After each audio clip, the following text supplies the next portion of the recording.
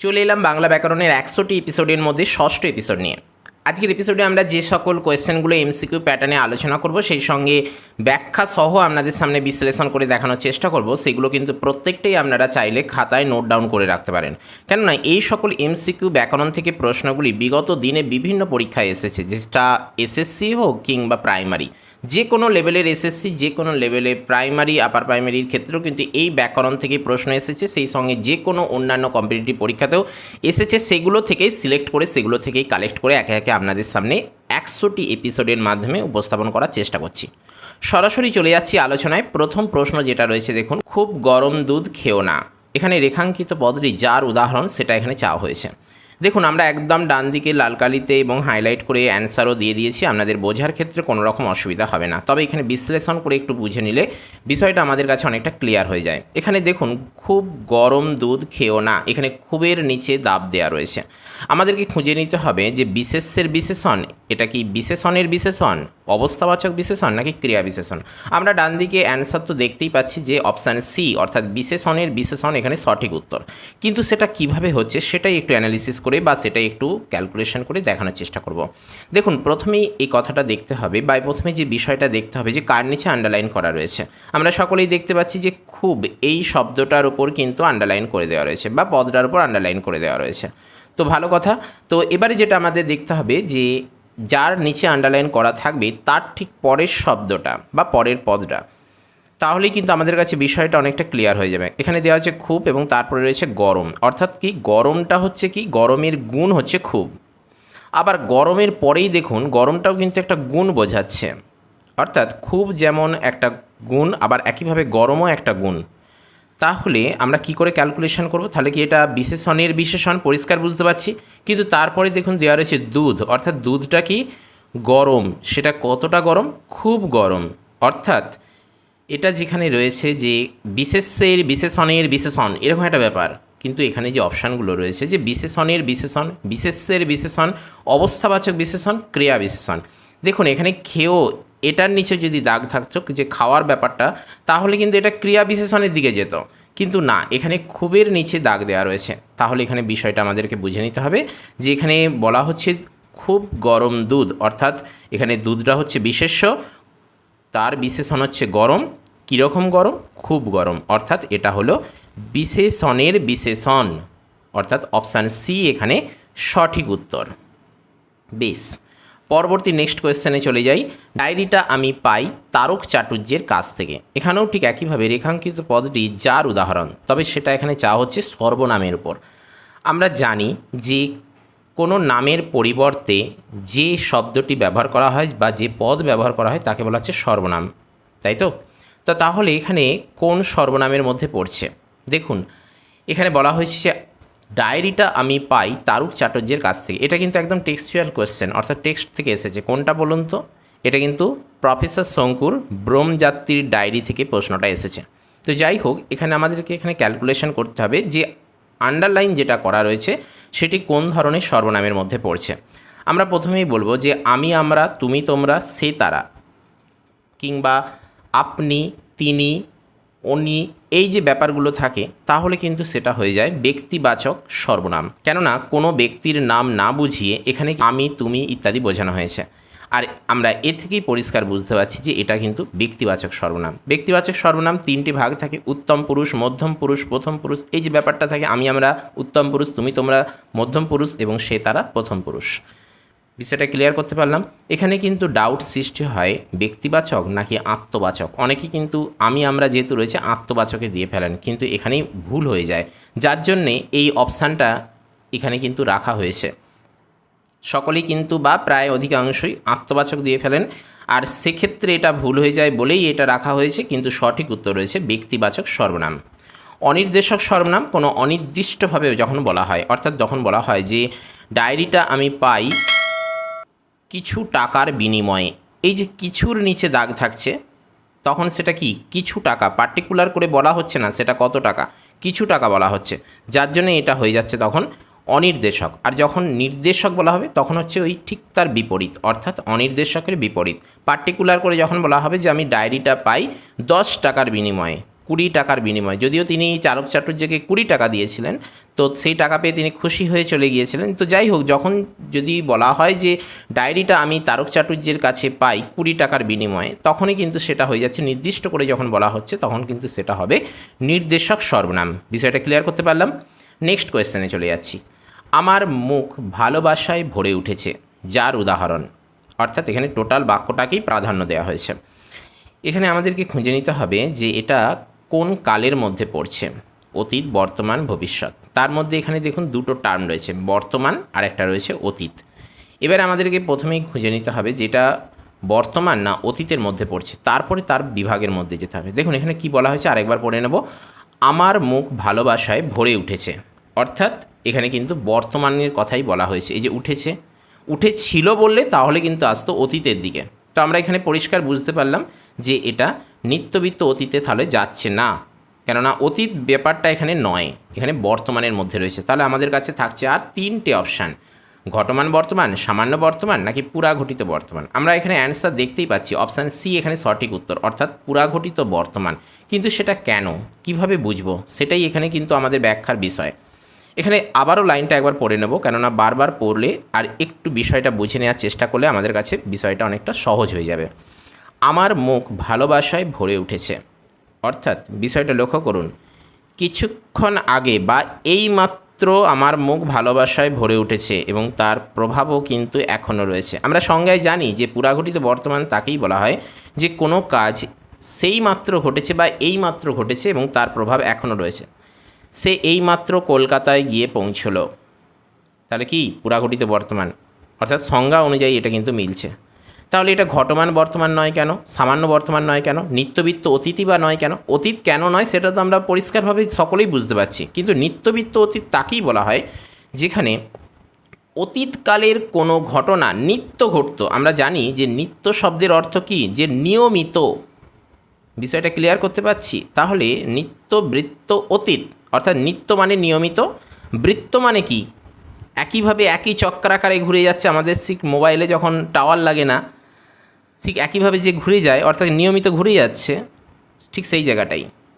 আর অতীত মানে তো বুঝতেই পাচ্ছেন, অর্থাৎ অতীতে কোনো ঘটনা নিয়মিত ঘটতো। অর্থাৎ উদাহরণস্বরূপ যদি আমরা বলি যে আমরা শৈশবে প্রতিদিন নদীর তীরে বেড়াতে যেতাম, অর্থাৎ রেগুলার নদীর তীরে আমরা বেড়াতে যেতাম, নিয়মিত ঘটতো ব্যাপারটা।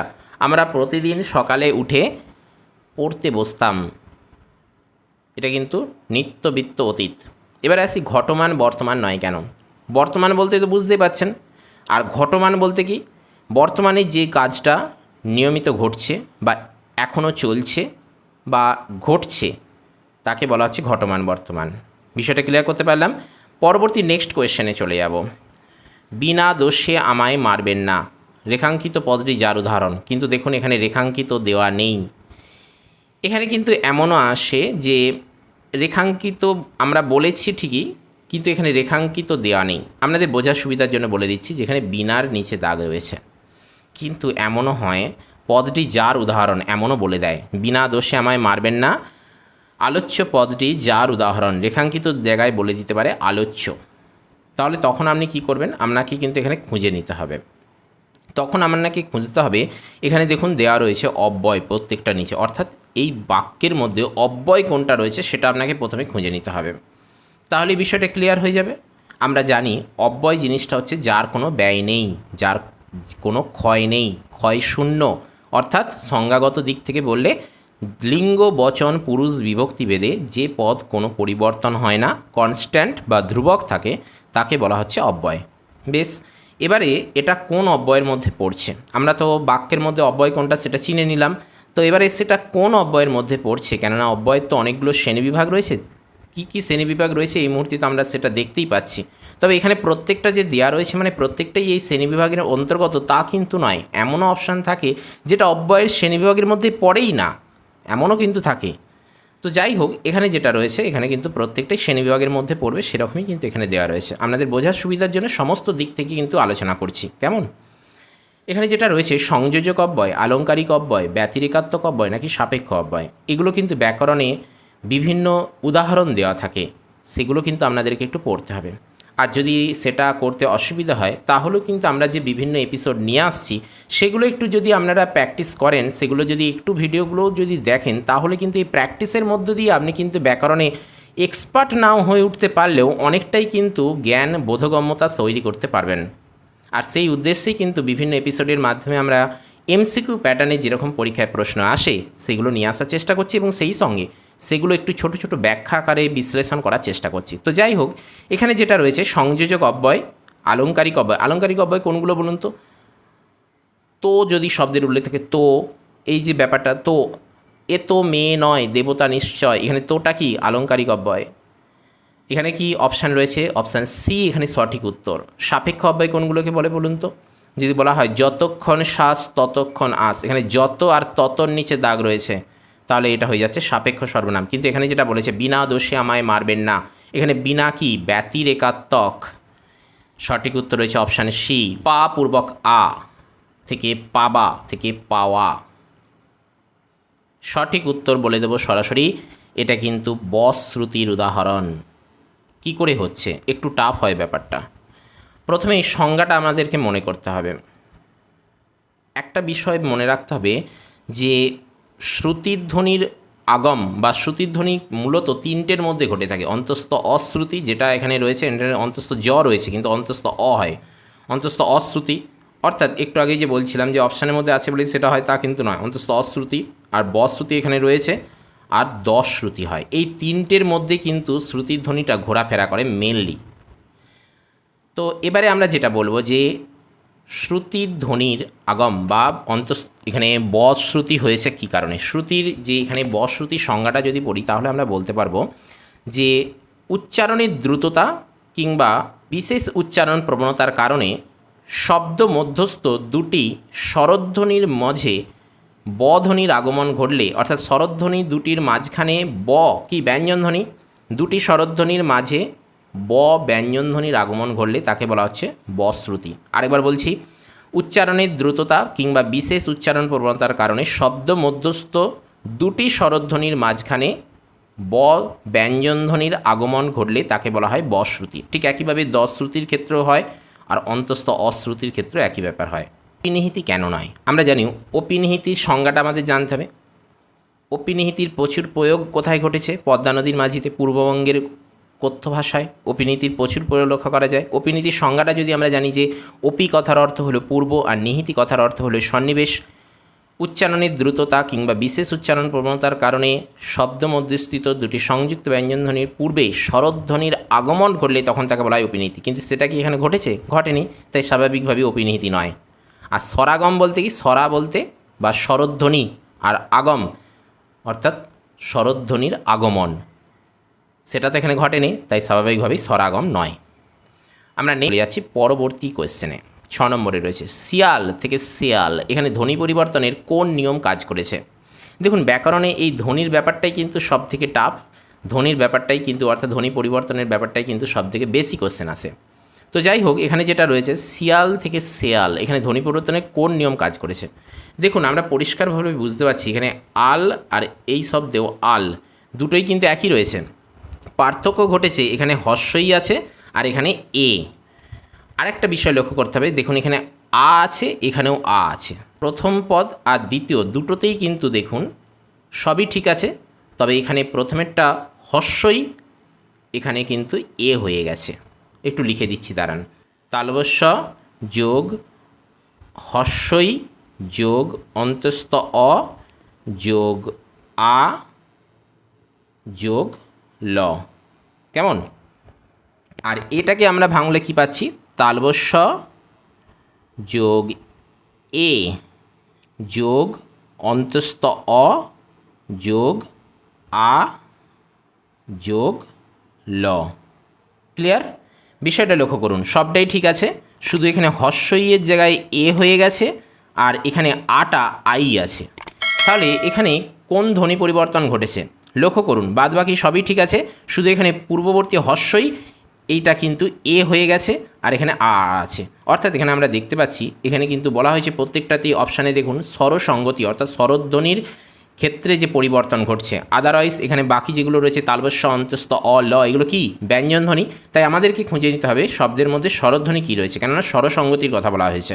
স্বরধ্বনির মধ্যেই পরিবর্তনটা এখানে মেনলি চাওয়া হয়েছে এবং সেই কী পরিবর্তন ঘটেছে সেটা এখানে জিজ্ঞাসা করা হচ্ছে। তো আমরা এখানে দেখতে পাচ্ছি যে শব্দের মধ্যে পরবর্তী আয়ের প্রভাবে পূর্ববর্তী স্বরধ্বনি অর্থাৎ শব্দ মধ্যস্থ স্বরধ্বনিগুলির মধ্যে পরবর্তী স্বরধ্বনির প্রভাবে পূর্ববর্তী হস্যই স্বরধ্বনি পরিবর্তিত হয়ে এ স্বরধ্বনিতে পরিণত হয়েছে, অর্থাৎ এটা পরাগত স্বরসঙ্গতি। বিষয়টা ক্লিয়ার করতে পারলাম। অর্থাৎ শব্দ মধ্যস্থ বা শব্দের মধ্যে পরবর্তী স্বরধ্বনি আ এর প্রভাবে পূর্ববর্তী স্বরধ্বনি হস্যই পরিবর্তিত হয়ে এ হয়েছে। আমরা এ কারণেই এটা পাচ্ছি যে পরাগত স্বরসঙ্গতি, অর্থাৎ পরবর্তী স্বরধ্বনির প্রভাবে পূর্ববর্তী স্বরধ্বনি পরিবর্তিত হলে তাকে বলা হয় পরাগত স্বরসঙ্গতি।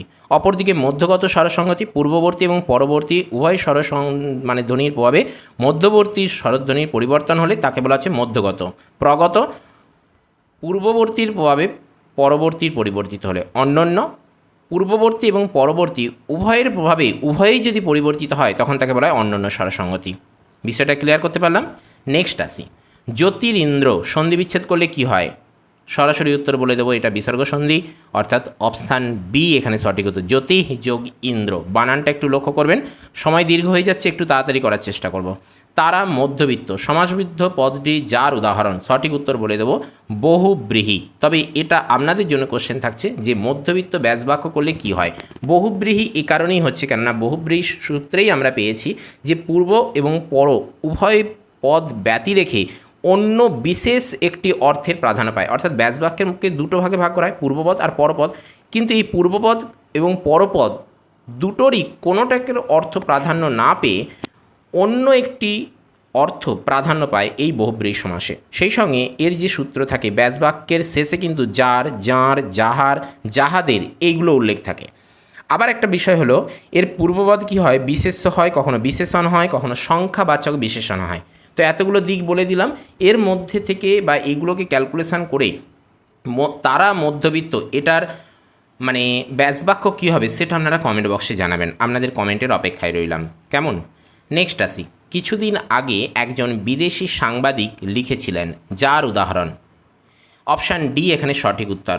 কেন সেটা বলি। দেখুন, কর্তৃবাচ্য বলতে কর্তা নিজে ক্রিয়া সম্পাদন করবে। কিছুদিন আগে একজন বিদেশি সাংবাদিক লিখেছিলেন, অর্থাৎ তিনি নিজে লেখার কাজটি করেছিলেন, নিজে ক্রিয়া সম্পাদন করেছেন এবং সেই সাংবাদিক নিজে কর্তা হয়ে কাজটি করেছেন। স্বাভাবিকভাবে এটা হয়ে যাচ্ছে কর্তৃবাচ্য। বিষয়টা ক্লিয়ার করতে পারলাম। কর্মকর্তৃবাচ্য কোথায় হয়? কর্তা উপস্থিত নেই কিন্তু কর্মই সেই কর্তার দায়িত্ব পালন করে, কাজটা করে, তখন সেটা হয়ে যায় কর্মকর্তৃবাচ্য। ভাববাচ্য আর কর্মবাচ্য বলার মতন কিছু নেই, আপনারা প্রত্যেকেই জানেন। এবারে যেটা আসি আজকের শেষ আলোচনা, 10 নম্বর কোয়েশ্চেন। প্রথম স্তম্ভের সঙ্গে দ্বিতীয় স্তম্ভের সামঞ্জস্য বিধান করতে বলা হচ্ছে। দেখুন, বাম দিকে যেটা রয়েছে, সত্য বলো নতুবা শাস্তি পাইবে। যদি তিনি কিছু মনে করেন ভিক্ষায় না বেরোলে অভিমান যায় না, তাই গুরুজি শিবাজিকে নিয়ে ভিক্ষয় বেরোলেন। আরেকটা রয়েছে, যেই না পা বাড়িয়েছি অমনি কেউটের ঘাড়ে।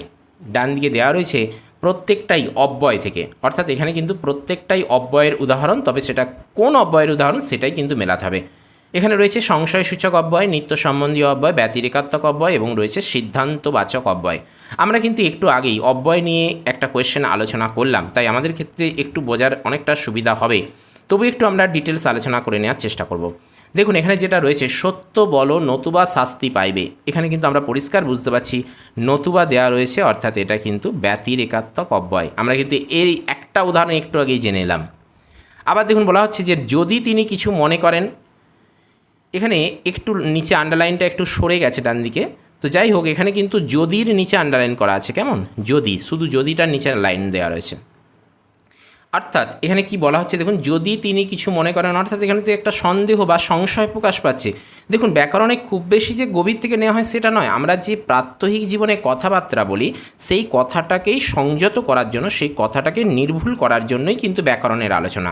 স্পষ্ট এবং সঠিক উচ্চারণ করাই হচ্ছে ব্যাকরণের প্রধান উদ্দেশ্য। সে কারণে আমরা নিত্যনৈমিত্তিক যে কথা বলি সেগুলো থেকেই কিন্তু ব্যাকরণে উদাহরণ আসে, সেগুলো থেকেই কিন্তু ব্যাকরণ চলে।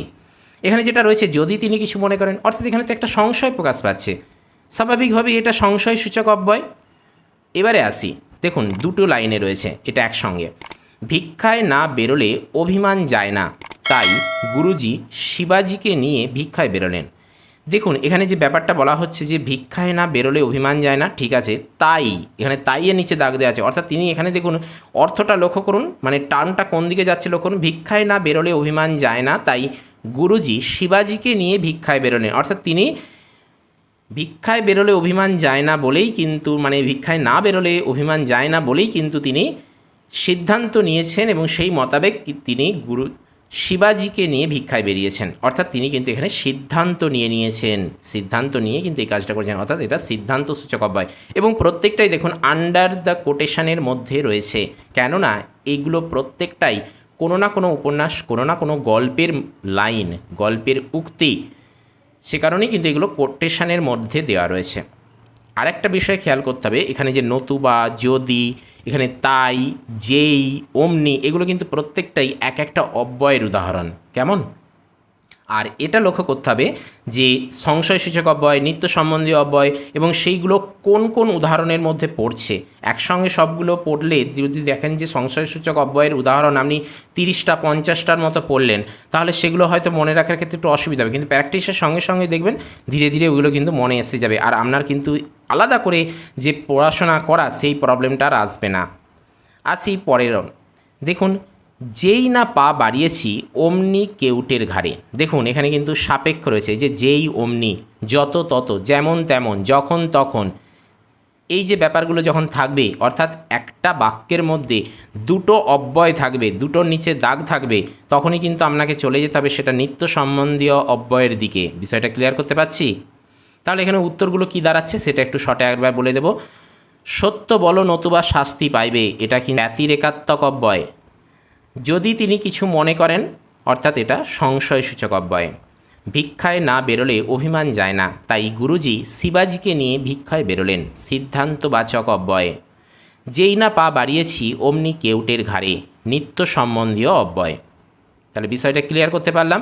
এই 10টা ব্যাকরণের এমসিকিউ প্যাটার্নে আলোচনা এবং সেই সঙ্গে ব্যাখ্যা সহ একটু আলোচনা করার চেষ্টা করেছি। আপনাদের ভিডিওটি কেমন লাগলো সেটা আপনারা জানাবেন।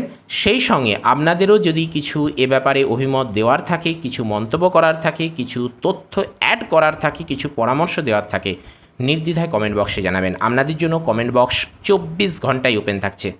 So please like, share, subscribe to our channel and press the bell icon for more updates. Stay tune, stay connected with Sahitya Abhiyan. Thank you.